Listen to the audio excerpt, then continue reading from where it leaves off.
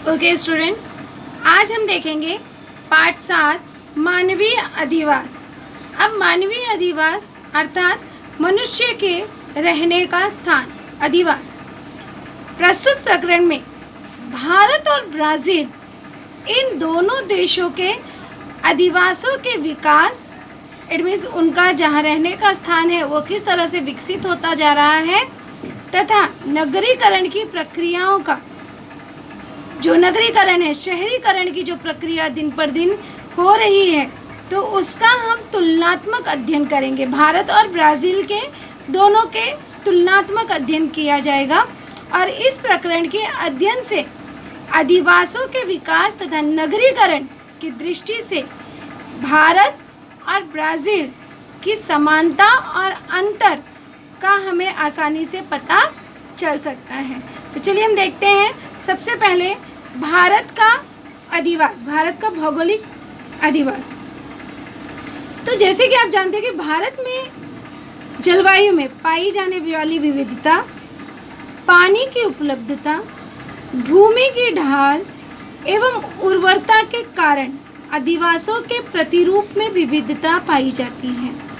अब इसके पहले वाले चैप्टर में आपने देखा कि कहीं पर जनसंख्या जो है अधिक है, कहीं पर घनी जनसंख्या पाई जा रही है और कहीं पर निम्न जनसंख्या है। जैसे कि भारत के, अगर आप हिमालय, ये हिमाचल प्रदेश, उत्तराखंड, जम्मू कश्मीर की अगर हम बात करते हैं, जो पर्वतीय प्रदेश हैं, तो वहाँ पर जनसंख्या जो है वह बिल्कुल कम है। किंतु राजस्थान, गुजरात, उड़ीसा, इन सब क्षेत्रों की अगर हम बात करते हैं तो इन सब राज्यों में मध्यम जनसंख्या पाई जाती है। और इसके अतिरिक्त अगर हम उत्तर प्रदेश, बिहार, पश्चिम बंगाल, तमिलनाडु, इन सब की, महाराष्ट्र, इन सब की बात करते हैं तो यहाँ पर घनी जनसंख्या पाई जाती है। तो जो जनसंख्या है, आप देख रहे हो, भारत का ही भाग है और भारत के अलग अलग राज्यों में अलग अलग जनसंख्या पाई जा रही है। कहीं मनुष्य अधिक रह रहे हैं तो कहीं पर कम रह रहे हैं। तो उसके पीछे प्रमुख कारण है कि जलवायु में विविधता पाई जाती है, पानी की उपलब्धता होती है, जहाँ पर सुख सुविधाएं उपलब्ध होंगी उस क्षेत्र में जनसंख्या अधिक होगी। जैसे भारत के तटीय प्रदेश पर जनसंख्या अधिक है किंतु पर्वतीय प्रदेश में जनसंख्या कम है। उर्वरता, जब उपजाऊ भूमि होगी तो उससे लोगों को व्यवसाय मिलेगा, उसकी वजह से लोग जो है अपना रोजगार, जीवन यापन कर सकते हैं। तो इस तरह से वहाँ पर जनसंख्या अधिक होती है। तो ये सब जो है प्रमुख कारण है जनसंख्या अधिक होने के। उत्तर भारतीय मैदानी प्रदेश, पूर्वी तट, नर्मदा का मैदान, विंध्य का मैदान एवं भारत के वे प्रदेश जहाँ कृषि की जाती है वहाँ केंद्रीय अधिवास पाए जाते हैं। केंद्रीय अधिवास इट मीन्स जहाँ पर घनी जनसंख्या एक ही जगह पर रहती है, उसे कहा जाता है केंद्रीय अधिवास। तो केंद्रीय अधिवास जो है वह भारत के उत्तर भारतीय मैदानी प्रदेश, पूर्वी तट, जो तट के भाग हैं वहाँ पर अधिक पाई जाती है, नर्मदा का जो मैदानी भाग है, विंध्य का मैदान, और भारत में जहाँ पर कृषि की जाती है, जैसे उत्तर प्रदेश, बिहार, पश्चिम बंगाल, तो जहाँ पर, या पंजाब, हरियाणा, तो जो ऐसे क्षेत्र हैं वहाँ पर केंद्रीय अधिवास पाए जाते हैं।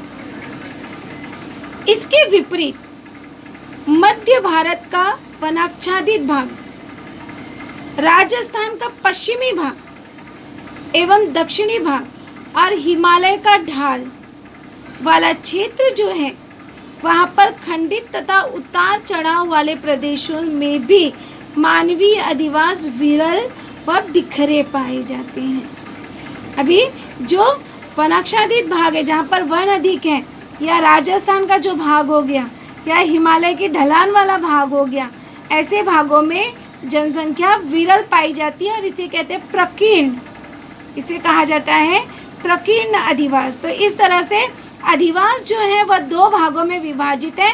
एक होता है केंद्रीय अधिवास, जहाँ पर जनसंख्या अधिक पाई जाती है, घनी आबादी पाई जाती है, उसे कहा जाता है केंद्रीय अधिवास या सघन अधिवास, जो कि मैदानी प्रदेश, तटीय प्रदेश और कृषि अंतर्गत प्रदेशों में आते हैं।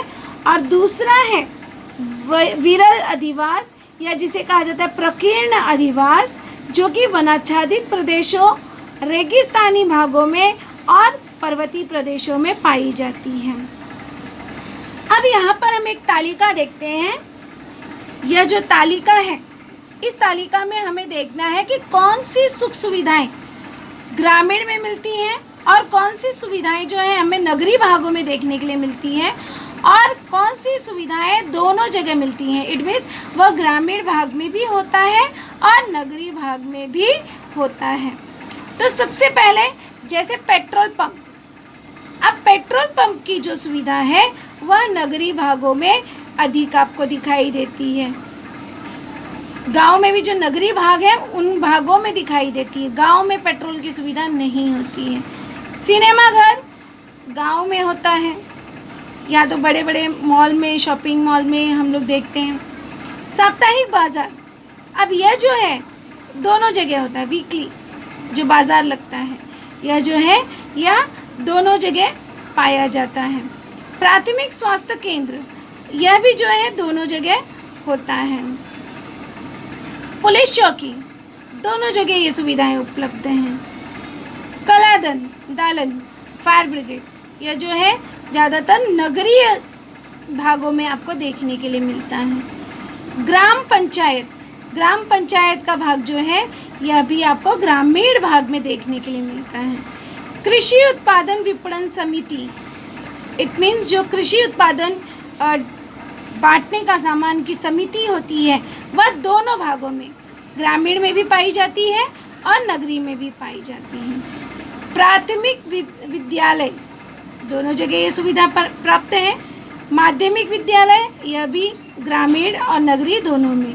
महाविद्यालय, कॉलेजेस जो हैं दोनों जगह पाए जाते हैं। दुकान, ये भी दोनों जगह की सुविधा होती है। बहुउद्देशीय चिकित्सालय, इट मीन्स मल्टीपर्पज़ जो हॉस्पिटल्स होते हैं, तो वह जो है खाली नगरीय स्थानों पर पाया जाता है।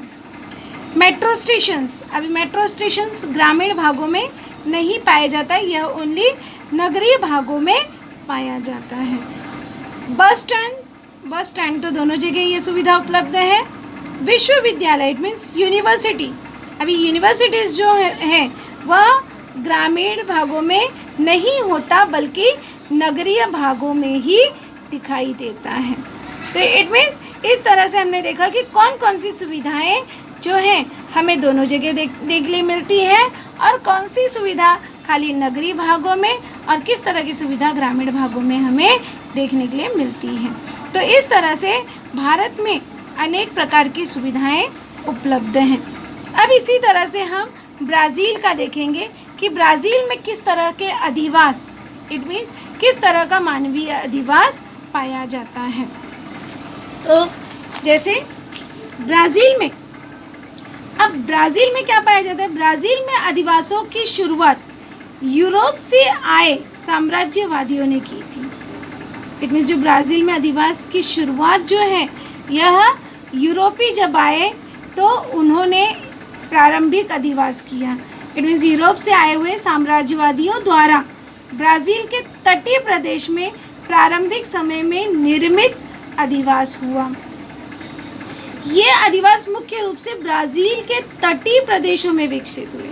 वो आकर तट के समीप बस गए और वहीं पे व्यापार करने लगे, वहीं पे सारी सुविधाएं उपलब्ध होने लगी। तो इस तरह से सभी जो है आगे की जनरेशन जो आती गई वह भी तटीय भागों में बसती गई और इस तरह से वहाँ पर अधिवास बढ़ता गया, मानव का अधिवास अधिक होता गया। अब इन अधिवासों के आकार बढ़कर वे सघन बन गए, क्योंकि जैसी जैसी नई जनरेशन आती गई, जहाँ पे सुख सुविधाएं उपलब्ध होंगी वहाँ पे जनसंख्या अधिक होगी, सघन होगी। तो इस तरह से यहाँ पे भी जनसंख्या सघन होती गई। और इन अधिवासों के विकास के मुख्य कारण जो हैं, फिर से वही जैसे भारत में है उसी तरह से आपको ब्राज़ील में भी देखने के लिए मिलेंगे कि तटीय प्रदेश, जो तट के प्रदेश हैं, तटीय प्रदेश की सम व आर्द्र जलवायु, इट मीन्स अनुकूल जलवायु, अच्छी जिस तरह की जलवायु चाहिए, अगर उस तरह की जलवायु होगी तो वहाँ पे जनसंख्या अधिक होगी। जल की प्रचुर आपूर्ति, जल अधिक, संसाधन की उपलब्धता, जो भी साधन चाहिए, जो भी रिसोर्सेज चाहिए वो सभी उपलब्ध हैं। कृषि योग्य जमीन, वहाँ पर कृषि योग्य भूमि मिली जिसके कारण वहाँ पर अधिक जनसंख्या हुई इत्यादि के कारण इस प्रदेश में भूमि भले ही कम हो परंतु अधिवास घने हैं। इट मीन्स भूमि जो है वह कम है लेकिन वहाँ पे जनसंख्या अधिक है क्योंकि सारी सुविधाएं मिल रही हैं। जैसे उदाहरण के लिए ब्राज़ील में साओ पाउलो राज्य, साओ पाउलो राज्य का नाम है, तो ब्राज़ील में साओ पाउलो, यहाँ पर जनसंख्या अधिक पाई जाती है। अब इसका कारण है कि साओ पाउलो में जनसंख्या का अधिवास अधिक है। कारण लिखो, तो क्यों अधिक है? पहला कारण है साओ पाउलो प्रदेश की जमीन उर्वरक है, इट मीन्स उपजाऊ है। कहवा के उत्पादन